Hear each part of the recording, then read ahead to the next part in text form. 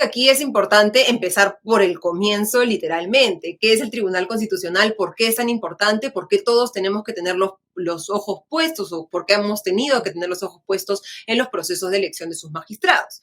El Tribunal Constitucional es un órgano autónomo, independiente, no depende del Poder Judicial, ni del Poder Ejecutivo, ni del Poder Legislativo, y su función es que se cumpla la Constitución. Y para eso tiene que interpretar qué es lo que dice la Constitución y, por lo tanto, el posicionamiento ideológico de los miembros del Tribunal Constitucional que consideran ellos que dice la Constitución es importantísimo para ver si es que las posiciones del Tribunal Constitucional se van a inclinar hacia un lado o hacia el otro. Tiene 7 miembros que son nombrados por el Congreso en un procedimiento que, recordemos, fue el motor y motivo del cierre del Congreso en el 2019. Vamos a hacer una revisión en un ratito respecto a estos 3 últimos intentos que hemos tenido de nombrar a miembros del Tribunal Constitucional.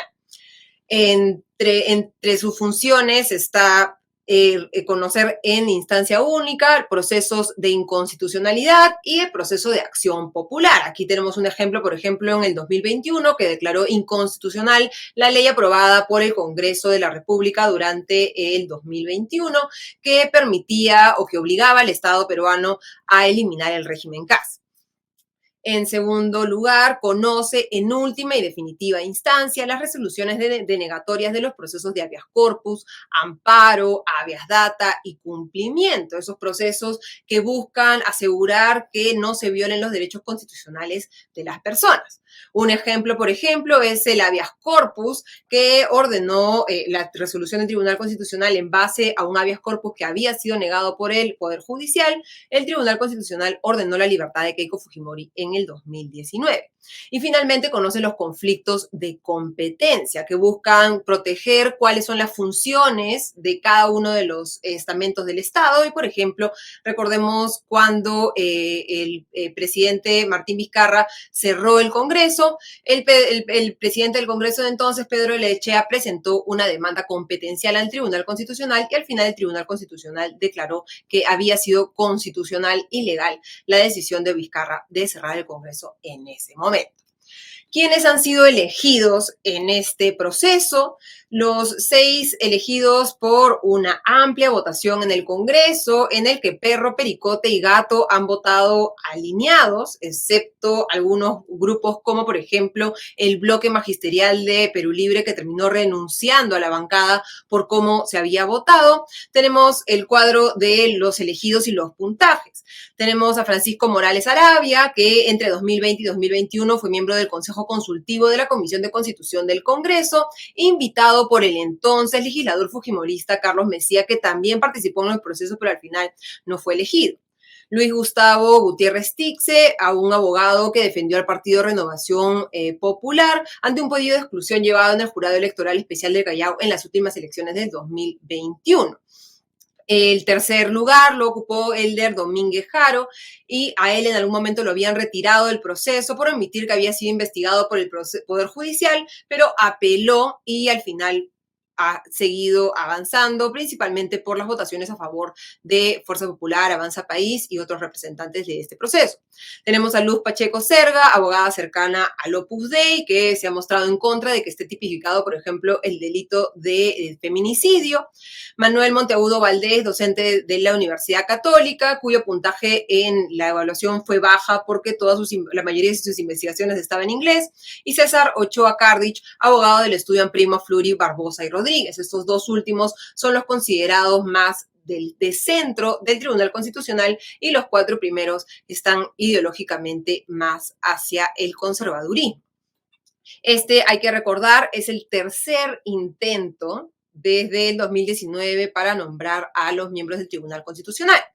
En el 2019, recordemos que el entonces presidente Martín Vizcarra, cerró el Congreso precisamente porque estaba planteando un proyecto de ley para modificar la forma en que se eligen a los miembros del Tribunal Constitucional, que en ese momento se percibía la mayoría casi absoluta de Fuerza Popular en el Congreso, había dirigido el proceso para elegir a candidatos cercanos a este partido. El Congreso no hizo caso a esta cuestión de confianza de Vizcarra, aprobó votó mayoritariamente para nombrar a uno de los que ya habían sido elegidos para el Tribunal Constitucional. Recordemos que el Pleno tiene que obtener 87 votos para confirmar como magistrado a cada uno de los candidatos que han pasado el proceso de selección. Y finalmente se cerró el Congreso. En el 2021, literalmente los últimos días del Congreso que dejamos en julio del 2021, se trató nuevamente de nombrar a estos 6 miembros del Tribunal Constitucional. Sin embargo, no se llegaron a obtener los votos debido a que habían varias bancadas que se oponían a que sea ese Congreso que estuvo solamente 1 año y medio y no el actual, el que eligiera el Tribunal Constitucional. Pero lo que sí se hizo en el Congreso anterior es aprobar estas nuevas formas, un proceso supuestamente más transparente para elegir a los magistrados del Tribunal Constitucional. En este 2021, en este 2022, perdón, hemos tenido este tercer intento que lo que ha recibido es muchas críticas precisamente por la forma en la que han sido elegidos los miembros del Tribunal Constitucional. Recordemos, se modificó la ley y cada comisión especial que va a elegir los candidatos al Tribunal Constitucional aprueba un reglamento. Este reglamento, de acuerdo con Úrsula Indacochea, abogada constitucionalista, esta semana elaboramos un podcast especial con ella y pueden encontrar el link si quieren enterarse más sobre el tema en la descripción de este video, es que el reglamento no fue puesto a consulta, no se buscó con miembros de la sociedad civil cómo podía hacerse para que este proceso sea efectivamente completamente transparente para aplicar, digamos, los errores del pasado. Las observaciones, por ejemplo, de Úrsula Indacochea a este proceso pasan porque no se han elaborado protocolos detallados para, por ejemplo, la aprobación o la fijación del puntaje por la entrevista. Recordemos el cuadro anterior, si podemos regresar al mismo, vemos que tienen 2 votaciones los candidatos. Una es la votación, la puntuación de la evaluación previa y otra es la de la entrevista. La entrevista corresponde a un puntaje del 40% del total de la puntuación y como vemos en el cuadro siguiente, si podemos verlo por favor, lo que se establecía simplemente era un rango de puntajes para los aspectos a calificar en la entrevista. Solvencia e idoneidad moral, de 1 a 15 puntos, trayectoria profesional y democrática de 1 a 15 puntos, proyección personal de 1 a 10 puntos y el puntaje determinaba que solamente fueran aptos, pasaran a la votación en el Pleno del Congreso aquellos que tuvieran más de 30 puntos en la entrevista. Y aquí la queja o la observación es un poco la subjetividad que puede tener esta puntuación. No se determina que merece 15 puntos en solvencia e idoneidad moral o que merece 0 puntos o 1 punto en solvencia e idoneidad moral. Y por lo tanto queda en manos de los miembros de esta comisión especial, que recordemos era un congresista por cada bancada, determinar cuáles eran los puntajes finales y quiénes sobrevivían, por decirlo de una manera sencilla o no, a esta ronda de entrevistas.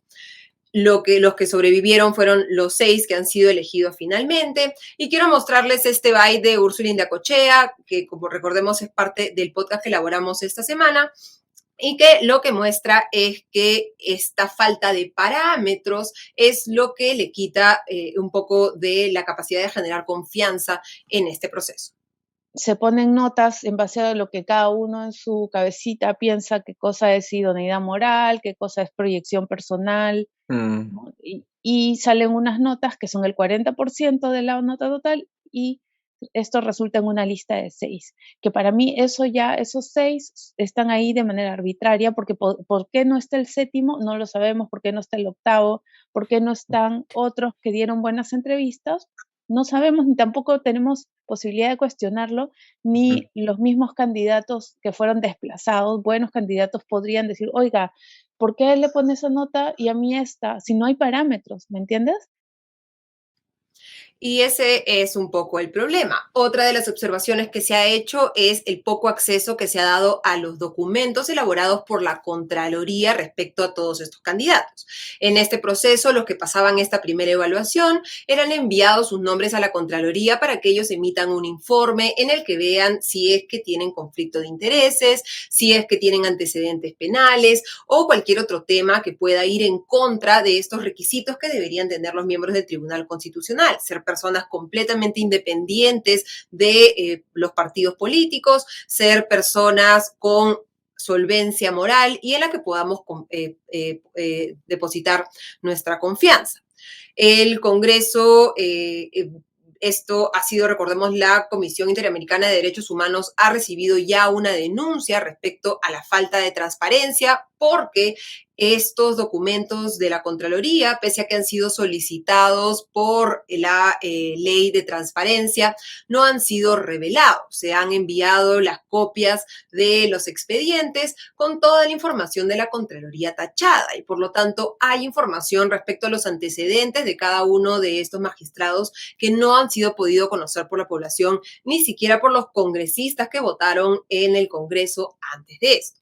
Y la final observación es el hecho de que no haya habido debate. Fueron llevados estos 6 nombres al Pleno del Congreso, 6 para 6 puestos, y el Congreso directamente lo llevó a votación. La Junta de Portavoces aprobó que no hubiera debate previo. ¿Por qué se ha evitado un debate previo? ¿Qué es lo que podría haber salido en un debate previo en el Pleno del Congreso para que todos pudiéramos conocer que no conocemos de estos magistrados a los cuales ya en su mayoría se les ha tomado el juramento?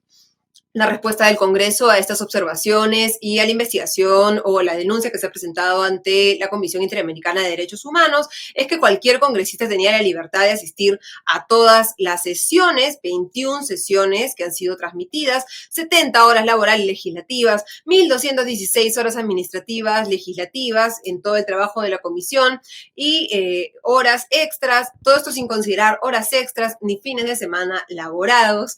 Y lo que están tratando de plantear es que eso ha sido un proceso que ha durado 8 meses. Hay que decir que muchos de los documentos, las evaluaciones y etcétera ya están publicadas en la página web del Congreso, pero claramente es un proceso que pese a que ha seguido una nueva forma para tratar de ser más transparente, no ha llegado a cumplir los estándares que se necesitaría para una decisión de esta naturaleza y de esta relevancia.